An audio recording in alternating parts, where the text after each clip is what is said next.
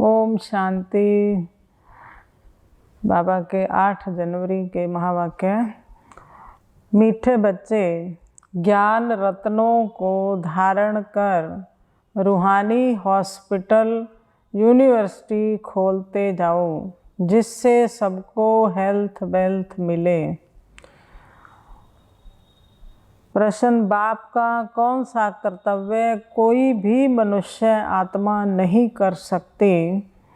आत्मा को ज्ञान का इंजेक्शन लगाकर उसे सदा के लिए निरोगी बनाना, यह कर्तव्य कोई भी मनुष्य नहीं कर सकते। जो आत्मा को निर्लेप मानते, वह ज्ञान का इंजेक्शन कैसे लगाएंगे? यह कर्तव्य एक अविनाशी सर्जन का ही है, जो ऐसी ज्ञान योग की दवाई देते हैं जिससे आधा कल्प के लिए आत्मा और शरीर दोनों ही हेल्दी वेल्दी बन जाते हैं। गीत है, यह वक्त जा रहा है। ओम शांति। यह किसने कहा कि बाकी थोड़ा समय है? बहुत गई, अब थोड़ी की भी थोड़ी रही। अब तुम इस पुरानी दुनिया में बैठे हो, यहाँ तो दुख ही दुख है, सुख का नाम निशान नहीं। सुख है ही सुख धाम में। कलयुग को कहते हैं दुख धाम।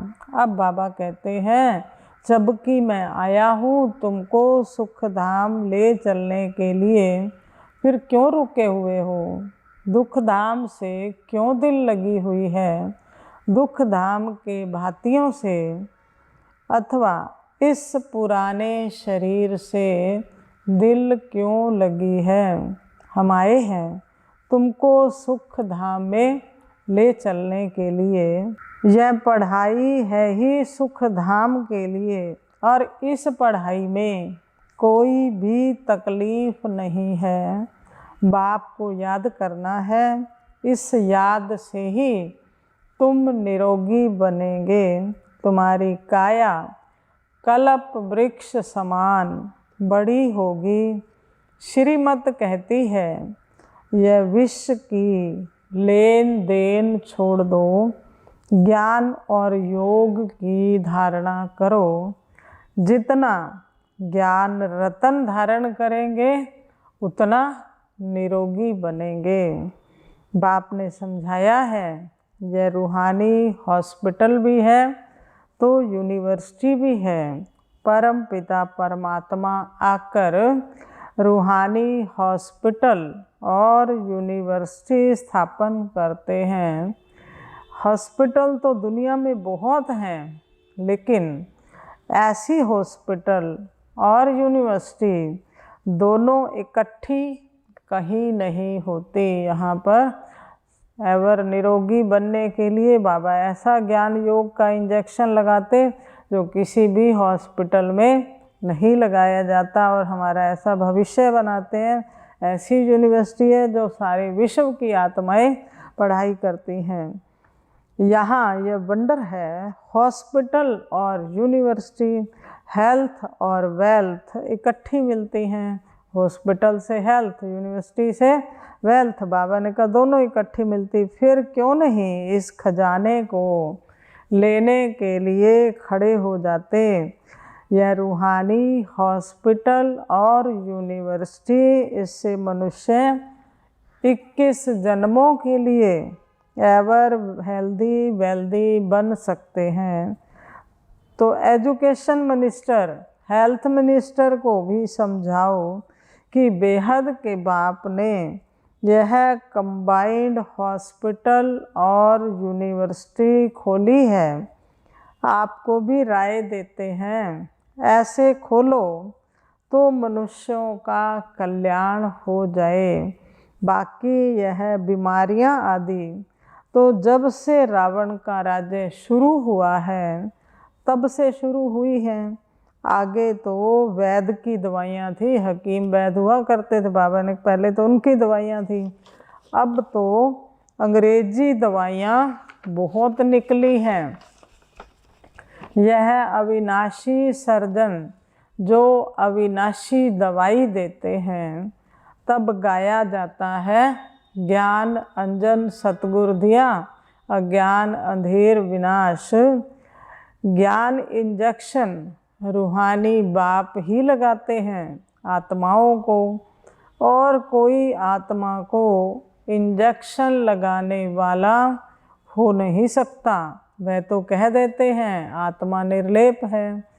तो तुम समझाओ, उस हॉस्पिटल और यूनिवर्सिटी में तो लाखों रुपया खर्चा लग जाता है, यहाँ तो खर्चे की भी बात नहीं है। 3 पैर पृथ्वी चाहिए।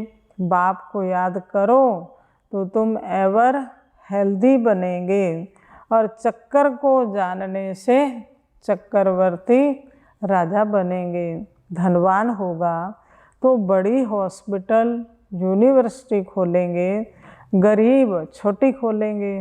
गवर्नमेंट कितनी खोलती है, आजकल तो टेंट आदि लगाकर भी पढ़ाते हैं, और 2-3 सेक्शन रखते हैं, क्योंकि जगह नहीं है, पैसे नहीं हैं। इसमें खर्चे की भी बात नहीं है। इस हॉस्पिटल यूनिवर्सिटी के लिए बाबा ने कहा कोई खर्चे की भी बात नहीं, कोई भी जगह मिले।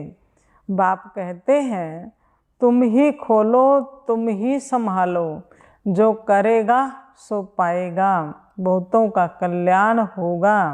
बेहद का बाप श्रीमत देते हैं श्रेष्ठ बनने के लिए। बहुत हैं जो सुनते हैं परंतु करते नहीं हैं, क्योंकि तकदीर में नहीं है। हेल्थ वेल्थ मिलती है बाप से। बाबा बैकुंठ की बादशाही देने आए हैं, हीरे जवाहरों के महल मिलेंगे। मनुष्य कोई हॉस्पिटल आदि खोलते हैं तो उद्घाटन करते हैं। बाप कहते हैं मैं स्वर्ग का उद्घाटन करता हूँ, अब तुम श्रीमत पर स्वर्ग के लायक बनो। बाबा भी कहते हैं मैं गरीब निवाज हूँ, भारत गरीब है, उनमें भी जो अधिक गरीब हैं उन्हों को ही बाप उठाते हैं। साहूकार तो नींद में सोए पड़े हैं। तुम जानते हो अभी सबकी क्यामत का समय है, आग में जल मर खत्म होंगे, फिर सबको वापिस ले जाऊंगा। साथ में मैं पंडा बनकर आया हूँ। तुम पांडव सेना हो ना, वह जिस्मानी यात्रा पर ले जाते, वह जन्म जन्मांतर यात्राएं करते आए हैं। यह रूहानी तीर्थ, इसमें चलना फिरना नहीं पड़ता। बाप कहते हैं सिर्फ मुझे याद करो, रात को भी जाग कर मुझे याद करो, मेरे साथ बुद्धि का योग लगाओ, नींद को जीतने वाले बनो, तो तुम नज़दीक आते जाएंगे। वह कुख वंशावली ब्राह्मण और तुम हो मुख वंशावली ब्राह्मण। अभी तुम रूहानी यात्रा में तत्पर हो, तुम्हें पवित्र रहना है। वह ब्राह्मण लोग खुद ही अपवित्र हैं तो औरों को पवित्र बना ना सकें, तुमको तो पवित्र रहना है। रुद्र ज्ञान यज्ञ में पवित्र ब्राह्मण ही रहते हैं। बाप आकर समझाते हैं सच्चे सच्चे ब्राह्मण ब्राह्मणियाँ वह जो 21 कुल का उद्धार करें। अब बहुत जन्मों के अंत में शिव बाबा ने आकर इनमें प्रवेश किया है ब्रह्मा के तन में, और इन द्वारा ही ज्ञान सुनाते हैं। यह रथ है, शिव बाबा रथी है। यह ऐसे नहीं कहते मैं भगवान हूँ, ब्रह्मा बाबा ऐसा नहीं कहते मैं भगवान हूँ। यह कहते मेरा यह बहुत जन्मों के अंत का जन्म है, वानप्रस्थ अवस्था है, पतित हैं, बाबा ने इसमें प्रवेश किया है। अब बाप कहते हैं तुम अपने जन्मों को नहीं जानते हो, मैं तुमको बताता हूँ। तुम जानते हो बाबा हमको साथ ले जाएंगे। इस बाप टीचर गुरु की राय लेने से तुम ऊंच पद पाएंगे। बाबा कहते हैं सुख धाम और शांति धाम को याद कर इस दुख धाम को भूलते जाओ, अपने को अशरीरी समझो। अब हम वापस जा रहे हैं, बाबा लेने आए हैं। हर एक को अपना अपना पार्ट रिपीट करना है। हर एक की आत्मा अविनाशी पार्टधारी है। दुनिया में कब प्रलय नहीं होती, यह दुख धाम है। फिर जाएंगे शांति धाम और सुख धाम में। यह बुद्धि में सब दर्शन चक्कर चलाते रहो और पवित्र रहो तो बेड़ा पार हो जाएगा। अब बाप कहते हैं चलो वापस मुझे याद करो तो विकर्म विनाश होंगे, नहीं तो बहुत सजा खाएंगे और पद भी भ्रष्ट होगा। अंत में कोई की याद आई तो पुनर्जन्म लेना ही है। यह योग से हेल्थ और ज्ञान से वेल्थ, सेकंड में जीवन मुक्ति इसको कहा जाता है। फिर इतने पैसे बर्बाद करने भटकने आदि की क्या दरकार है। बाबा कितना अच्छी रीति समझाते हैं। नदियाँ तो चक्कर लगाती रहती हैं, बाकी ब्रह्मपुत्रा तो यह ब्रह्मा ही ठहरा। मम्मा है सरस्वती, बाकी है ज्ञान गंगाएं। पानी की गंगाएं पावन कैसे बनाएंगी। वह कोई मेला नहीं है, यह सच्चा मेला। जबकि जीव आत्माएं परमात्मा से मिलती हैं, तब कहते हैं आत्मा परमात्मा अलग रहे बहुकाल। अब जीव आत्मा का मेला परमात्मा से है। परमात्मा ने भी जीव का लोन लिया है, नहीं तो पढ़ाए कैसे। इसलिए उनको शिव भगवान कहा जाता है, जो इसमें प्रवेश कर ज्ञान देते हैं। तो यह नॉलेज धारण कर श्रीमत पर चलना है। सारा मदार पवित्रता पर है। तो साधु लोग जो अक्षर सुनाते नहीं हैं, अब इनका वो अगर ये पवित्रता का ज्ञान दे फिर तो उनके फॉलोअर्स ही भाग जाएंगे। तो इसलिए वो ये ज्ञान नहीं सुनाते हैं पवित्रता का। तुम जानते हो इस समय सारी दुनिया रिश्वतखोर बन गई है, इसलिए इन सब का विनाश होना ही है।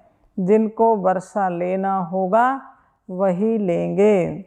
आप सिर्फ अपने को आत्मा समझ मुझ बाप को याद करो।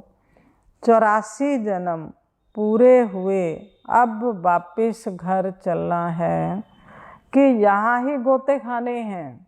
मन मना भव मध्याजी भव। रावण के वर्षे को भूलो। रावण श्राप देते हैं, बाप कहते हैं बच्चे बनेंगे तो वर्षा पाएंगे। श्रीमत पर नहीं चलेंगे तो वर्षा कैसे पाएंगे। ये रूहानी हॉस्पिटल खोलते जाओ। अच्छा, मीठे मीठे सिक्की लदे बच्चों प्रति माता पिता बाप दादा का याद प्यार और गुड मॉर्निंग। रूहानी बाप की रूहानी बच्चों को नमस्ते। हम रूहानी बच्चों की रूहानी बाप दादा को नमस्ते जी, नमस्ते जी। सदा रहेंगे हंसते जी। वाह वाह वाह वाह, शुक्रिया बाबा, शुक्रिया। धारणा के लिए मुख्य सार। पहला पॉइंट है बाप के समीप आने के लिए रूहानी यात्रा पर रहना है। रात को जाग कर भी जय बुद्धि की यात्रा जरूर करनी है। दूसरा, सच्चे सच्चे ब्राह्मण बन 21 कुल का उद्धार करना है। स्वदर्शन चक्रधारी बनना है। काल पर विजय पाने के लिए इस पुरानी खाल से ममत्व निकाल देना है।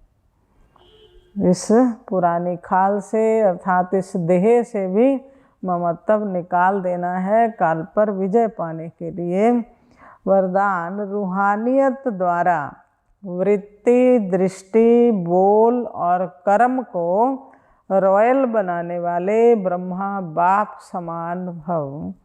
ब्रह्मा बाप के बोल, चाल, चेहरे और चलन में जो रॉयल्टी देखी उसमें फॉलो करो।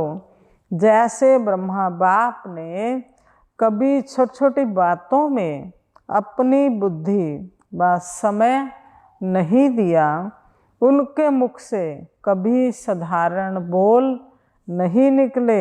हर बोल युक्ति युक्त और व्यर्थ भाव से परे अव्यक्त भाव और भावना वाले रहे। उनकी वृत्ति हर आत्मा के प्रति सदा शुभ भावना, शुभ कामना वाली रही।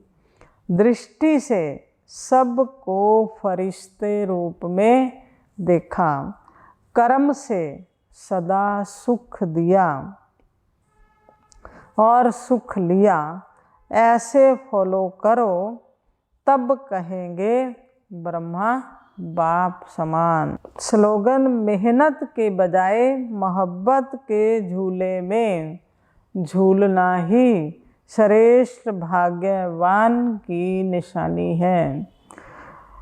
अच्छा, लवलीन स्थिति का अनुभव करने के लिए आज का पॉइंट है, जैसे लौकिक रीति से कोई किसके स्नेह में लवलीन होता है तो चेहरे से, नयनों से, वाणी से अनुभव होता है कि यह लवलीन है, आशिक है। ऐसे आपके अंदर बाप का स्नेह इमर्ज हो, आपके बोल औरों को भी स्नेह में घायल कर देंगे। अगर हम बाप के प्यार में समाये होंगे तो बाबा ने कहा आपके बोल भी अनेक आत्माओं को घायल कर देंगे, अर्थात प्रभावित करेंगे।